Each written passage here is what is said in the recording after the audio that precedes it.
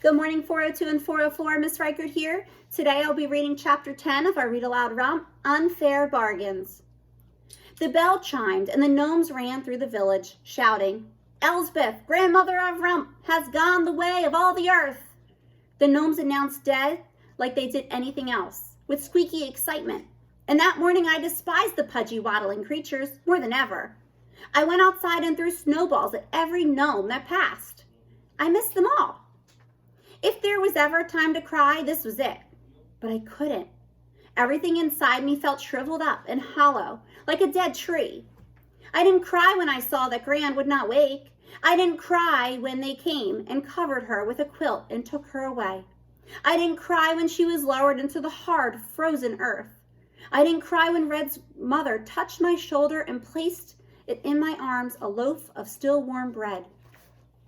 When I came home, the cottage looked like a chicken coop attacked by a fox. Feathers and bones everywhere, oats and flour sprinkled across the floor, straw and dirt, pots and dishes and rags. Buckets of melted snow leaked on the ground, creating little muddy rivers. It looked like I felt torn to shreds. Gran's bed was empty, the indents of her small body still pressed in the mattress. That's when I cried. I cried real snot-running, chest-heaving cries, until it was all dried out and I was empty, empty, empty. Gran was gone. She would never meet me with a rhyme or comfort me when I felt small. She would never sit by the fire and tell me stories. I sat in the middle of the mess. I was still holding the loaf of bread Red's mother had given me. Mindlessly, I tore chunks off and ate, swallowing huge pieces before I chewed. I ate and ate. I ate the entire loaf, and still I was empty, empty, empty.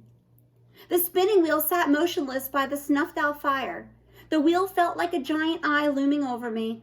I went to my bed and ripped open my mattress, letting the gold spill out onto the floor. It glimmered with cruel coldness.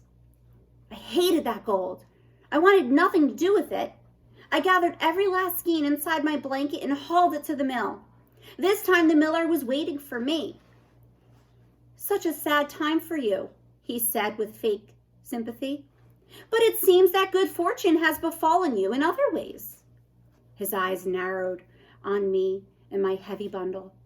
I flung it down at his feet and let the gold spill all over his doorstep. The miller jumped back and then smiled. My, you have been busy." "What will you give me?" I asked. "Here." He handed me a small sack of potatoes, maybe 5 pounds. Food is always more expensive in the winter. But keep up the hard work. I will always give you a fair bargain. I stared at the miller, seething. I wanted to say he was a lying, cheating, despicable, heartless villain. I wanted to throw the potatoes in his fat face and take my gold back. But my jaw was clamped shut, and my arms were fastened tight around my bag. The miller bent down and scooped up the gold.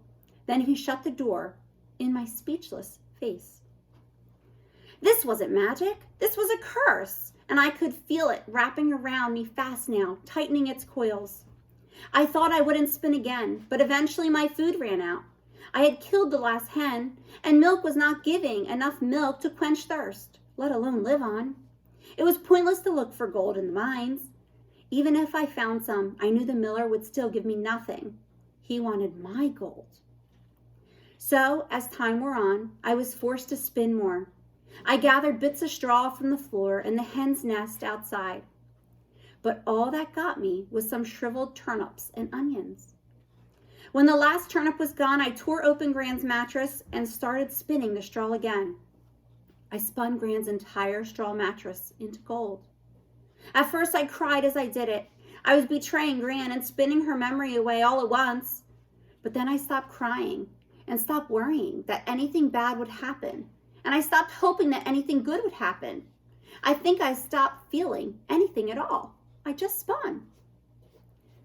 For 4 months, I spun and traded the gold to the miller. The trade was never fair, but I never argued.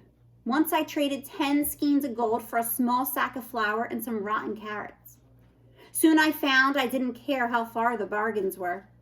Trading the gold became more of a habit than a need. I no longer went to the mines. I never even went outside. unless I was going to the mill. But no one seemed to notice or care, except Red. She visited me sometimes, though we said very little. Once in a while, she brought a loaf of bread from her mother. That's the only time I felt anything. It's hard not to feel guilty when starving people bring you food.